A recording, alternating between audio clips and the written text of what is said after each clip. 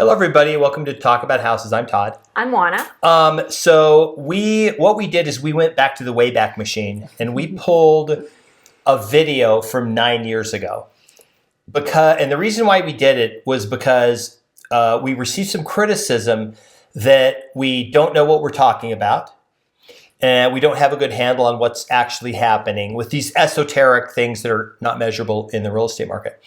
And before we show the video, because the video is very relevant, because what we did is this was at a very contentious time when home prices had bottomed out, 2009. They were coming back up. So it's 2013. They'd been coming up for 3 or 4 years. But there were a group of people saying the market was going to crash from the shadow inventory and you should sell your houses now. Not kidding. You can go back and find these videos from 2013, right? They were advocating you sell your houses now in 2013. We're going to show why that would have been a terrible thing to do back then. But what we're doing is before I run the video, after I run it, after you see it, I want you to tell me if you notice anything in it that's similar or whatever. And then if you do, put it in the comments. And then at the end of the video, we'll share with you the fun thing. Okay, so here's the video that we did from 9 years ago. What about the people that are out there doing videos like this that are saying that market scarcity is false, that there's all these houses that are going to flood the market and prices are going to collapse, so if you have a house, you should sell it now? Well, the people who say that the market scarcity is false must have a wonderful crystal ball, and they must have access to properties that the rest of us don't have access to. Because what's on the market is what's on the market. Okay. As far as the shadow inventory is concerned, that's irrelevant. It's irrelevant for a lot of reasons. Number one, we've had this shadow inventory for more years than I can count at this point, right, and it has not shown up. The second reason why that's irrelevant is because the institutional sellers have that inventory, but they have no reason to dump it on the market. They have experience with that, and they're not going to do it again. Okay, Oana. So, like you said, the shadow inventory never materialized, and home prices did not collapse as people predicted. Actually, what did they do? Home prices went up. They went up. They went up pretty much every year. They did. And you know, part of the reason why we play this video is besides that we thought it was fun to play, and a few other reasons which we'll talk about at the end. Yeah. But one of the reasons is because this whole thing of the shadow inventory we've heard so much about it this year ad nauseum that we just thought it was relevant to play this clip because this is not a new song. This is a very old song about the shadow inventory. And like we've said before, about 40% of houses in the U.S. are owned free and clear. The other 60% have a lot of equity. So there's a lot of support for the real estate market. That's not to say that the real estate market isn't facing some bumpiness and isn't experiencing some corrections in some markets, but it's certainly not what it was before. Okay, I'm going to put up a chart on the screen, and we'll leave it up while we talk. So this is the median and mean sale prices. Mean sale price is just average, okay? So the mean is the middle house, 50%, and then the mean or the average is the average, $10 million house. So that number is always more. The average is always higher than the median. So in 1980, it was 63,000, 1985, 82, 123, 130. You can see the numbers go up every 5-year block, except for 2005 to 2010, where it basically 2005 was the peak. 2010 was just past where it had dropped and was coming back up. Home prices did actually fell meaningful during this time. It was a substantial change, and it was a housing crash because of all the things that happened.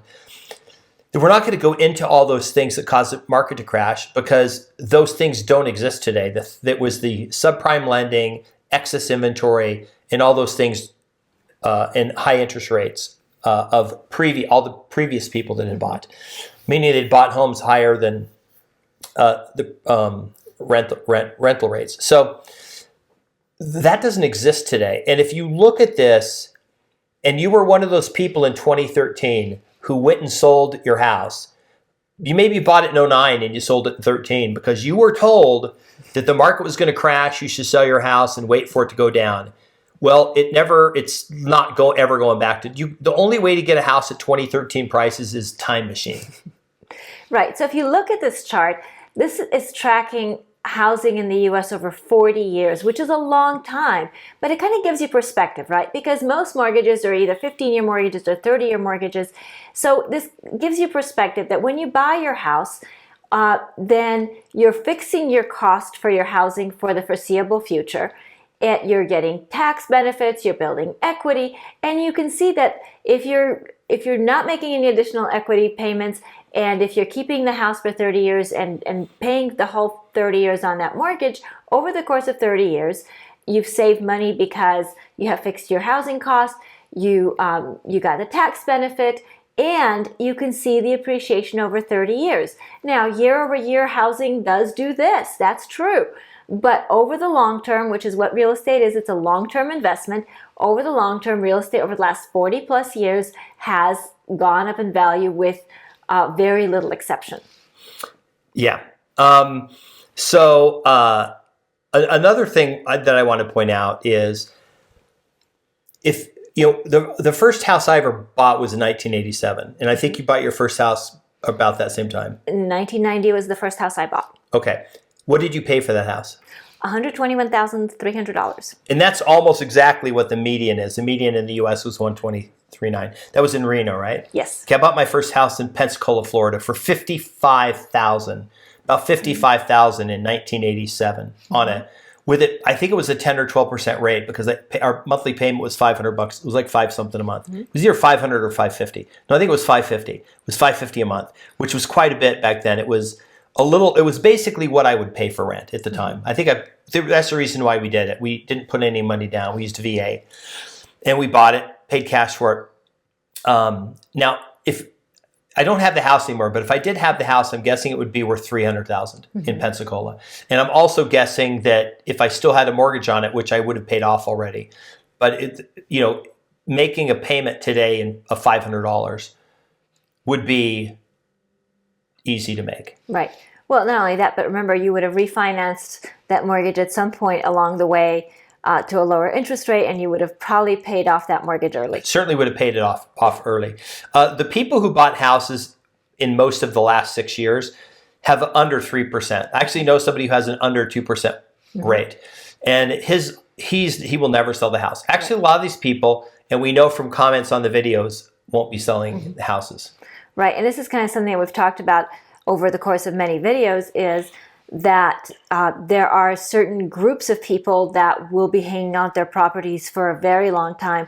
So these properties are effectively off the market, and it's going to put upward pressure on pricing for the remaining properties that are transacting because of the diminished inventory. So the shadow inventory never materialized. There is a shadow inventory, but not the one that everybody's talking about. Okay, so tell them about the shadow inventory. So the shadow inventory is actually the small amount of houses that will be transacting. That's really the shadow, because the bulk of inventory are going to be houses that are not going to transact, either because people own them free and clear and they have no reason to sell them because they are owned by institutional owners, or because they have these ridiculous interest rates on their mortgages of 2-3%.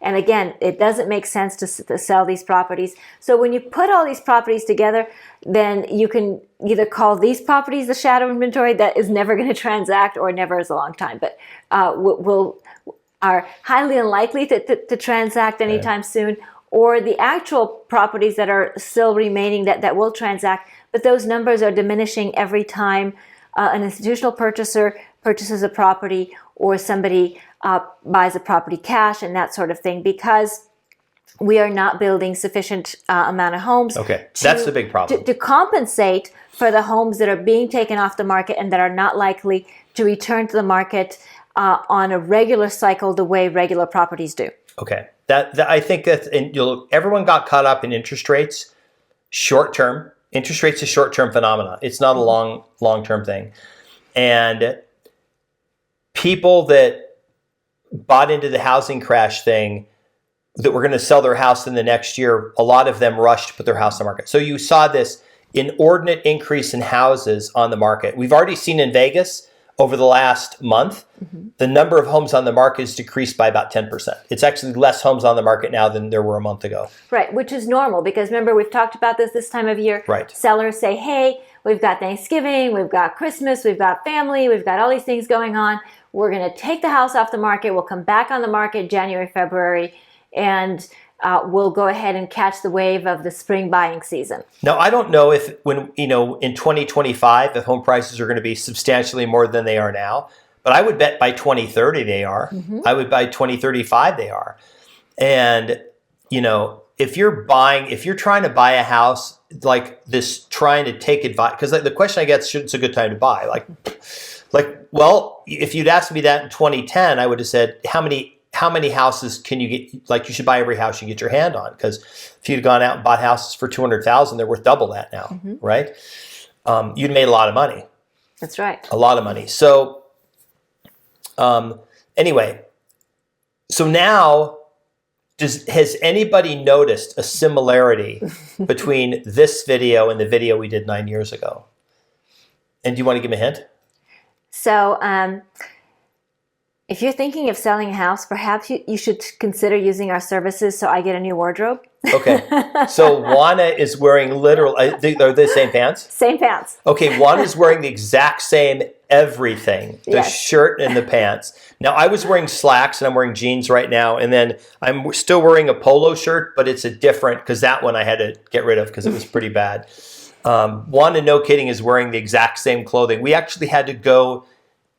We had to get our wardrobe coordinator for the show to go into the warehouse, to go through all of the articles of clothing that we've worn on different videos and coordinate to find the exact clothing, and then have them brought back over to the studio here in downtown Las Vegas where we film with everyone on set, searching, dozens of staffers trying to, make sure we were match like the same clothing that we were wearing for that video. We thought it was funny when we went back and watched the video, and Oana said, "Oh, I have the clothes still. We should do a video with the clothes on." So if you put in the comments that it's the same, Oana's wearing the same clothes, you're right. Yep. You can see I have a little less hair, and I have a lot more gray hair. And Oana looks basically no different.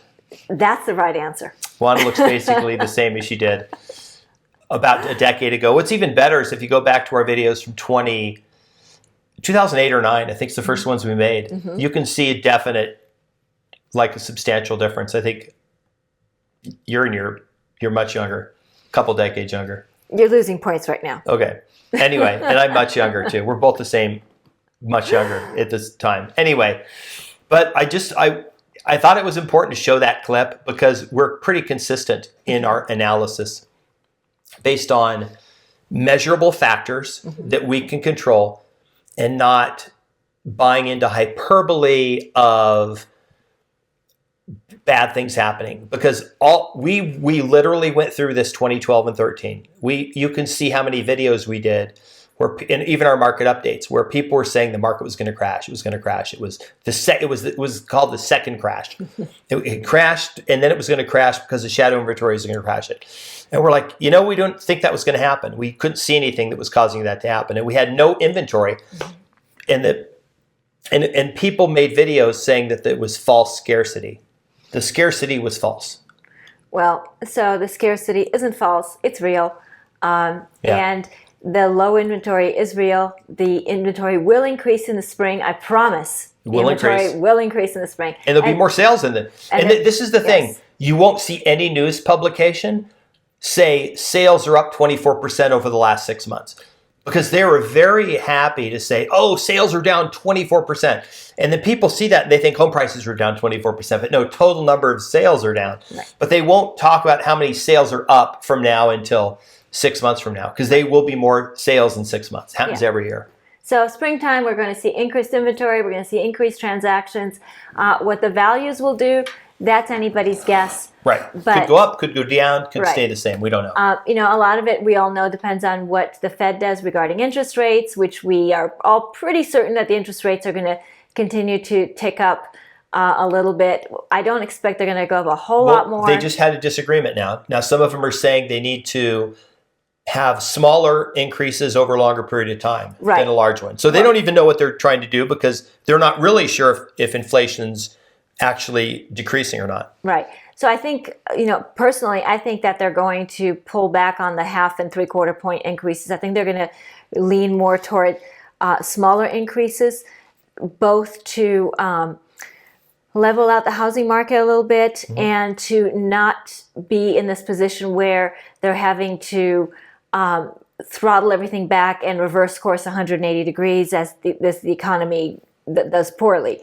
So I think that they are at a point where they're saying, hey, let's take a more wait and see attitude. Right. But that's a discussion for another video. So on this video, please leave us your comments. Please be kind to each other. Subscribe, hit the notification bell, like the video, share the video.